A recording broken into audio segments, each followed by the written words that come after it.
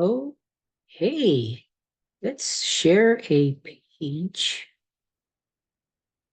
that I found. Well, I found a blog from the Wood Zone. He posted on Discerning of Spirits, and I'm going to go ahead and enlarge this. That way you can see it too and read with me. There we go. And I still got to put my glasses on.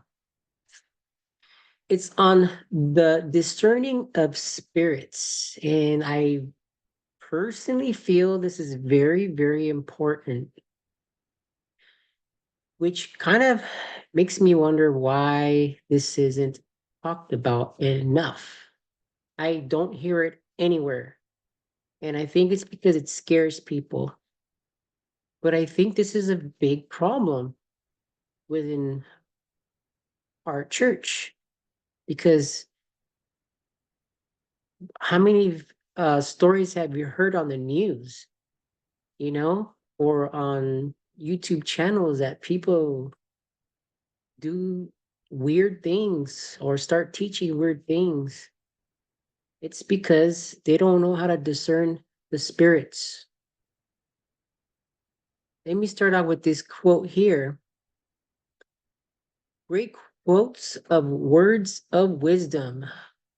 Quote, who can drag into daylight and develop the hidden mysteries of the false spirits that so frequently are made manifest among the Latter-day Saints? We answer that no man can do this without the priesthood and having a knowledge of the laws by which spirits are governed. A man must have the discerning of spirits before he can drag into daylight this hellish influence and unfold it unto the world in all its soul destroying, diabolical, and horrid colors, where nothing is a greater injury to the children of men that to be under the influence of a false spirit when they think they have the Spirit of God. This quote is from Joseph Smith's, treatise on false spirits, titled From the Spirits, Doctrine and Covenants, section 50, verse 2. A false spirit is an evil spirit whose entire existence is devoted to deception. The job given the false spirit by Satan is to use any conceivable method or tool to lead everyone astray. It doesn't have to get you to sin. All it has to do is get you to believe in some sort of untruth. A lie, however, small, just enough to keep you from gaining your exaltation.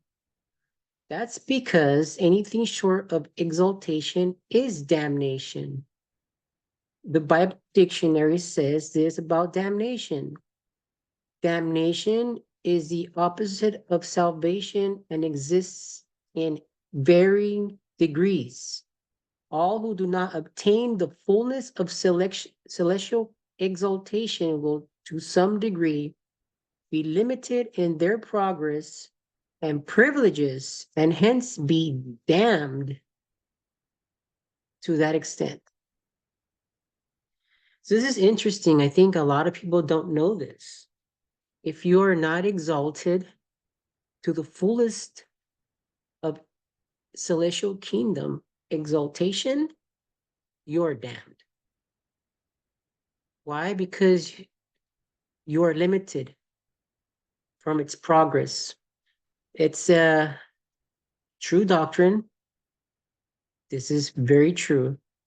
And I think most of us do not know this. Joseph was deeply concerned about the problem of false spirits within the church. He was so concerned about this that it was his number one subject to teach.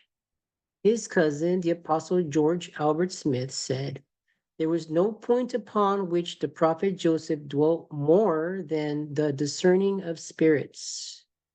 Joseph would conduct weekend fireside chats in his home that taught nothing more than the discerning of spirits.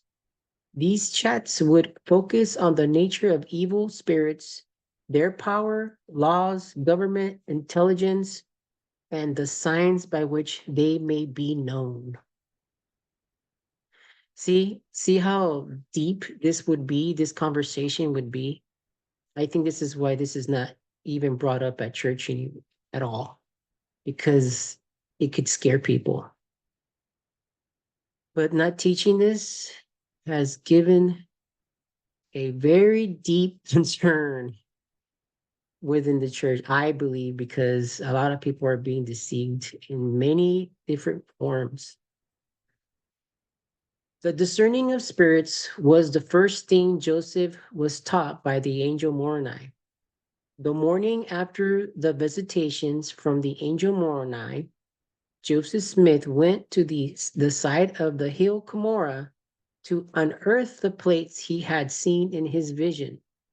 As he later told Oliver Cowdery, on the road to Cumorah, he became fixed and determined to obtain the plates for wealth and prestige and not for the glory of God. Only after attempting unsuccessfully 3 times to remove the plates from the stone box in which they were enclosed did he become aware that Moroni was present. The angel indicated that he was permitted by God to be led by his evil spirit, so that from that time forth he would always know the difference between a true spirit and an evil spirit. This was only a beginning of his instructions in the gift of discerning spirits. The Lord considered the discerning of spirits to be so vital that it was included in the original temple endowment as revealed to Joseph Smith. There were keys of the kingdom, Joseph said to a Sunday audience of the saints in the grove. Certain signs and words by which false spirits and personages may be detected from true, which cannot be revealed to the elders till the temple is completed.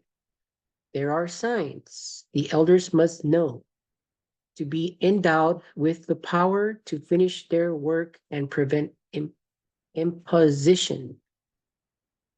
3 days later, Joseph Smith revealed these sacred keys to 9 men.